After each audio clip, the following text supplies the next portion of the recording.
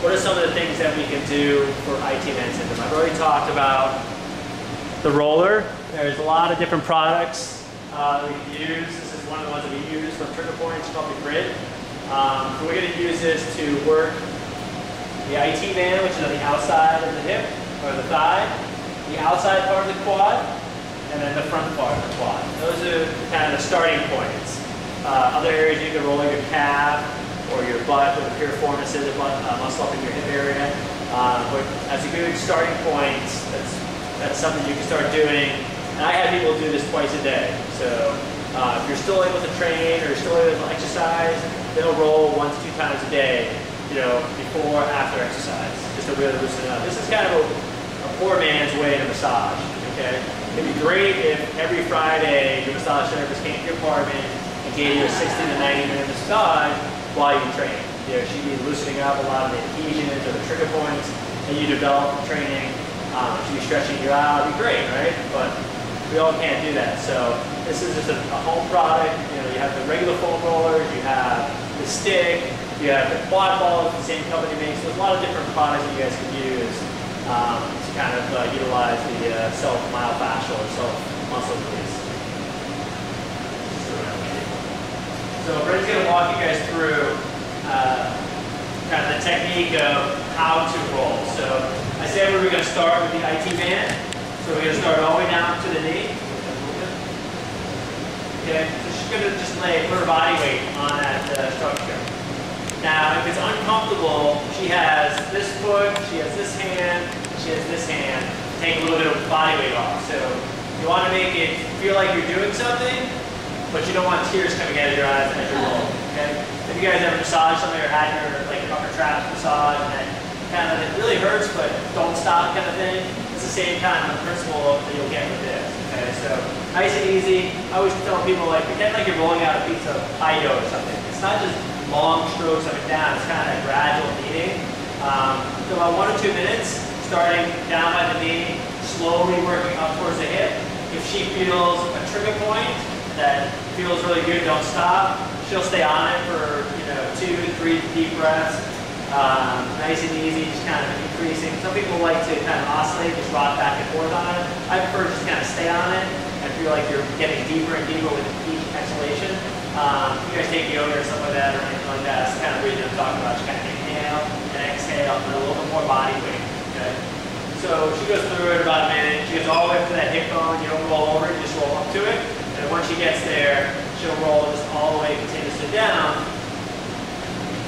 back to the knee, and then we'll go. So that's the IT band. Now how we'll roll just a little bit, and now we're going to get the outer part of the quad that I talked about before. So we were on the outside, so think about a 45-degree angle. Now we're on that outside lateral quad. Okay, so there's a little bump there where you can feel the muscle start. Get the roll right in there, which is going to do the same thing. Slowly rolling all the way up and down. And trying to find those trigger points, loosen that up. When you get off this, you should feel like, wow, that feels much better, feels looser. You don't want to get up and be like, that was pretty sore. So you have to be real, again, if you're somebody that bruises easy, you got to be cautious because you'll get some bruising if you go too hard or too aggressive. And the last thing she's going to do is the front part. So now we're directly above the kneecap, right on the central portion of the quad. And she's going to,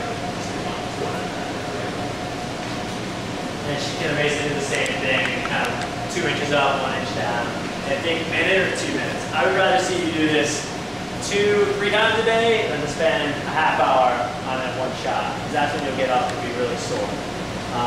As the season progresses, if you have a race coming up, you'll hear your coaches say, make sure you get a massage, 4 or 5 days a week, depending on how you react before your big race. Because a massage can be like a workout. You go take a massage, they don't know that you're racing, they do a lot of deep tissue work. You might be sore for 2 or 3 days after. So that's why it's really important to take it easy and be gentle with the roll. It's a great piece of equipment, but you want to be smart about it. So we went through the roller, which is important, but since the IT band issue is primarily a stretching problem, we also want to stretch.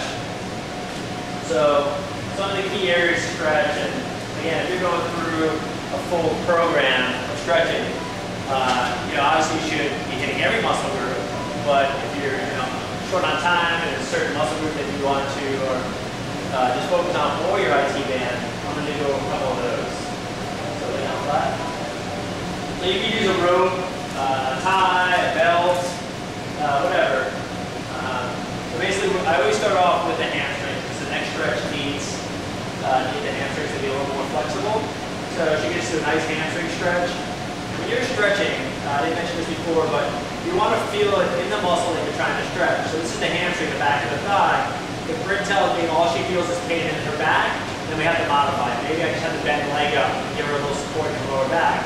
But I want her to feel some form of stretching, gradual, gentle stretching in her hamstring. If it's too much in the calf, just point your toes. Okay, now take some stress on the calf. So she can bring the leg up, and again, nice and easy. We're going to do a static stretch. We're going to hold it for 30 seconds. During that 30 seconds, the muscle goes through momentary periods of releasing. So you'll be like, well, I don't feel it as much. So you gradually creep it up just a little bit more at a time. Okay? So that's how you should always use stretching. So if it's 30 seconds and you're holding it, it's nice and easy. Okay? 1 or 2 reps, it's more than enough. Comes down, just do the hamstring. So now we're going to do the IT band. Okay, IT band again runs from the knee all the way up to the hip. Okay, so what I like to do is I like to do a little bit of a turnout, and then she's going to come across her body. Okay, she'll use that left hand as she reaches up the rope. Good, and just kind of increase the stretch. You notice her back is not coming off. She's not rotating and really putting torque or torsion on her lower back. She's stretching. So some of you guys may just need to come across the body and say, hey, that's it. I feel it. It's all the way down here, or it's mostly up in the hip. As long as you're feeling it somewhere here, the structure goes all the way up to the hip, so it just depends on where you are particularly tight. IT band is not muscle, it's fascia, so it's not that same kind of stretch feeling that a muscle has. So she may have to come up a little bit more, or she may have to come down a little bit more to increase the stretch. The same concept. Start to go away, so let me pull the leg up a little bit. Okay, there it is again. I feel it again. Okay? So that's a really important stretch to do. Okay?